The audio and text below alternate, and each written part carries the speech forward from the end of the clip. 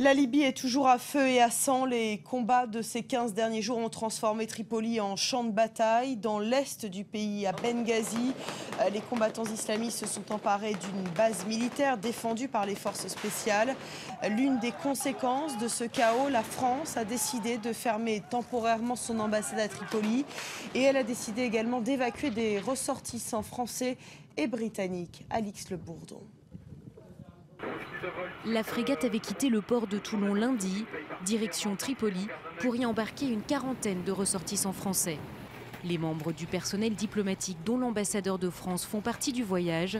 Cette nuit, le bateau a aussi permis d'évacuer 7 citoyens britanniques.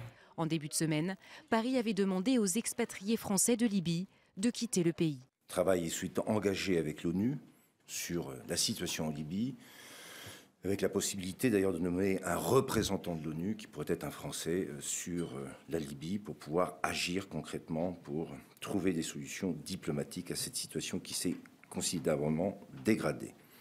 Impossible pour ces ressortissants d'envisager un autre moyen de transport que le bateau. L'aéroport de Tripoli est en proie à la violence.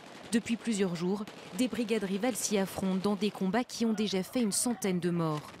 2 réservoirs d'hydrocarbures sont en feu, menaçant d'exploser à tout moment. Plus de 3 ans après la chute de Mouammar Kadhafi, le chaos pousse le personnel diplomatique à quitter la région.